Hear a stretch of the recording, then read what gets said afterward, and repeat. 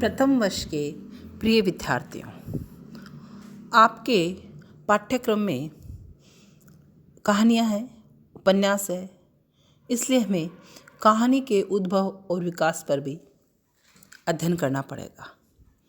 कहानी कहने और सुनने की प्रवृत्ति मानव में आदिकाल से चली आ रही है। हमारे प्राचीन वाङ्मय, वेद, ब्राह्मण ग्रंथ, उपनिषद, महाभारत, रामायण आदि में अनेक कथाएं बिखरी पड़ी हैं। इसी प्रकार बौद्ध जातक, पंचतंत्र, हितोपदेश, बृहद कथा, सरित सागर, बेताल, पंचविंशतिका, शुक्र सप्तशती, सिंहासन, दात्रिशिका, दशकुमार चरित्र आदि प्राचीन संस्कृत ग्रंथों में अनेक प्रकार की कथाओं का संग्रह है। इसके उपरांत ब्रजभाषा गद्य में 252 वैष्णव की वार्ता में कदाचित हिंदी की पहली गद्य में कहानियाँ लिखी गई है। संवत 1660 के लगभग लिखे गए नासिकेतोपाख्यान ग्रंथ में संस्कृत ग्रंथों के आधार पर लिखी गई कहानियाँ किसी अज्ञातनामा लेखक ने लिखी थी।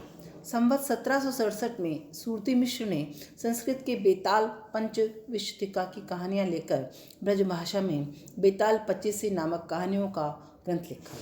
खड़ी बोली गद्य में लिखे गए लल्लू लालजी, सदल मिश्र और इंशा इल्ला खां के ग्रंथ भी एक प्रकार से विभिन्न कथाओं के संग्रह मात्र माने जा सकते हैं। अगर कहानी शब्द मात्र से ही कहानी का अर्थ लिया जाए तो हिंदी की सर्वप्रथम मौलिक कहानी इंशा इल्ला खां की रानी केतकी की कहानी कही जा सकती है। हिंदी कहानी का विकास। हिंदी के कहानी साहित्य को उसके विकास के क्रम के आधार पर 3 युगों में विभाजित किया जा सकता है। पूर्व प्रेमचंद युग, प्रेमचंद युग और प्रेमचंदोत्तर युग। पूर्व प्रेमचंद युग। इस युग को 3 कालखंडों में विभाजित किया जा सकता है।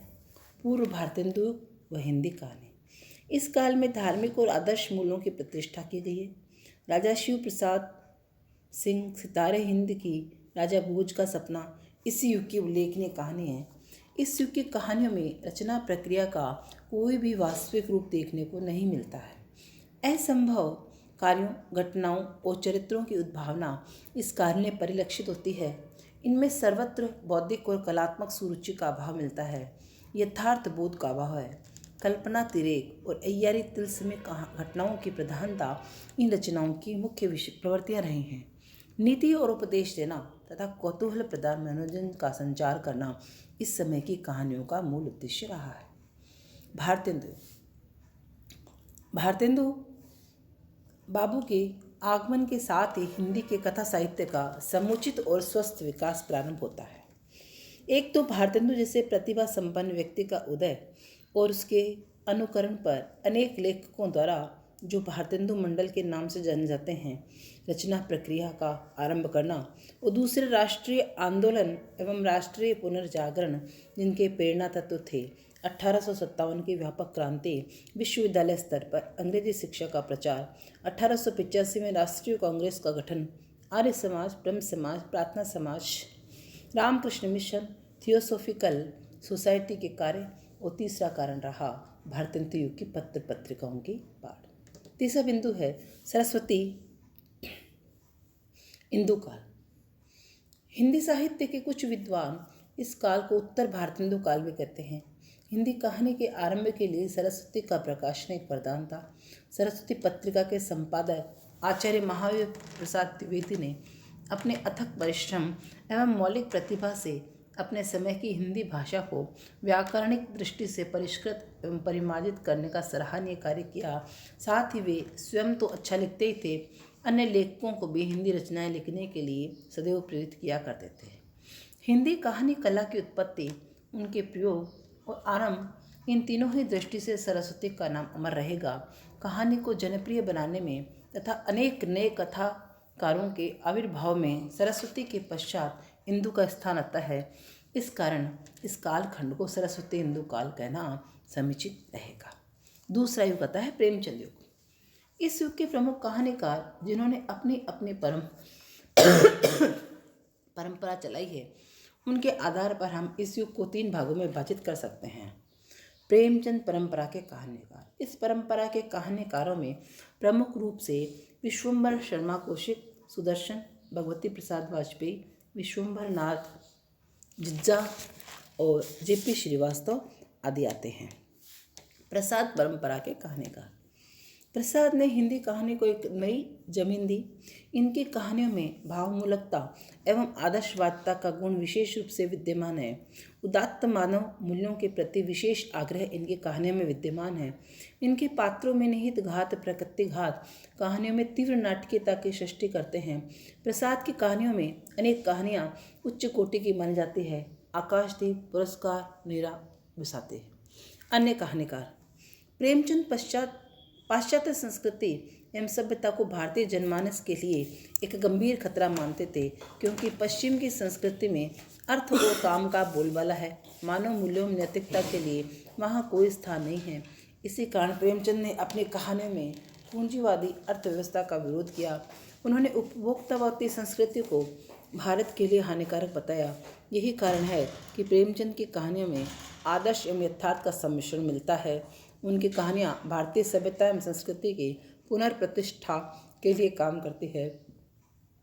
इस समय के सभी कहानीकारों की कहानियों में राष्ट्रीयता, देशभक्ति, रूढ़िवादिता का विरोध, शोषण एवं उत्पीड़न का विरोध तथा मानव की पक्षता बात देखने को मिलती है।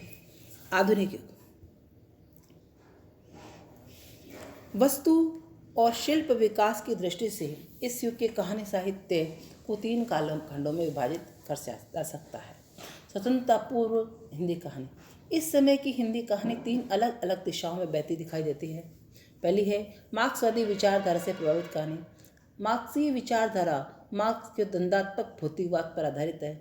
इस विचार से प्रभावित कहानियों में वर्ग विभेद, सामाजिक उत्पीड़न, शोषण एवं निम्न वर्ग के जीवन की त्रासदियों को यथार्थपरक शैली में अभिव्यक्त किया जा सकता है। मार्क्सवाद से प्रभावित साहित्य में सर्वहारावाद के प्रति सहानुभूति, पूंजीपतियों का खुला विरोध और ईश्वर और धर्म के प्रति अविश्वास व्यक्त किया गया है। मार्क्सीय विचारधारा से प्रभावित कहानियाँ लिखने वाले सफलतम कहानीकारों में यशपाल का नाम सबसे अधिक उल्लेखनीय है। दूसरा आता है मनोविश्लेषण विचारधारा से प्रभावित कहानियाँ। इस विचारधारा की प्रेरक शक्ति फ्रायड का मनोविश्लेषणवाद है। हिंदी साहित्य की विविध विधाओं में खासकर कहानी को इसने अधिक प्रभावित किया है। हिंदी कहानी साहित्य में इस विचार को परिपुष्ट करने वाले लेखकों में जैनेन्द्र का नाम अग्रगण्य है। जैनेन्द्र के अतिरिक्त अज्ञे, इलाचन जोशी तथा भगवती चरण वर्मा का नाम भी मनोविश्लेषणात्मक कहानीकारों में गिना जाता है। पूर्व परंपरा से प्रभावित कहानीकार। प्रेमचंद ने हिंदी कहानी को जो आदर्श और यथार्थ का धरातल प्रदान किया, उसी परंपरा को आगे बढ़ाते हुए कुछ नए कहानीकार अवतरित हुए हैं, जिन्होंने पूर्व परंपरा से प्रभावित होकर हिंदी कहानी का सृजन किया। इस प्रकार की कहानियाँ लिखने वालों में भगवती प्रसाद वाजपेयी, उषा देवी मित्रा, पंडित बेचैन शर्मा उग्र, रदेश और वृंदावन लाल वर्मा का नाम प्रमुख है। स्वातंत्रोत्तर हिंदी कहानी। इस कालखंड में लिखी गई कहानी को 2 भिन्न प्रवृत्तियां स्पष्ट दिखाई पड़ती है। आज़ादी की प्राप्ति और उससे उत्पन्न सामाजिक स्थितियों को प्रतिपादित करने वाली कहानी। आज़ादी मिलने के पश्चात भारतीय जनमानस का स्वप्न था कि अब उन्हें शोषण, अनाचार, बेकारी, अत्याचार, अशिक्षा, उत्पीड़न आदि का सामना नहीं करना पड़ेगा, किंतु स्थिति आशा के विपरीत साबित हुई है। इसी कारण इस समय की कहानियों में राजनेताओं पर करारी व्यंग, मोह भंग की स्थिति और लाल फीताशाही की गिरफ्त में फंसी जनता की स्थिति के जीते जागते चित्र प्रस्तुत किए गए।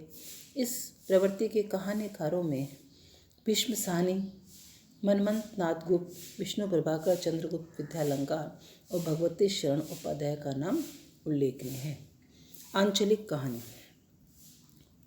स्वातंत्रोत्तर हिंदी कहानी की उपलब्धि के रूप में साहित्य जगत में आंचलिक कहानी आई। इस प्रकार की कहानियों में देश के किसी अंचल विशेष की लोक संस्कृति, रहन सहन, वहाँ का जीवन स्तर व मान्यताओं को उभारा गया।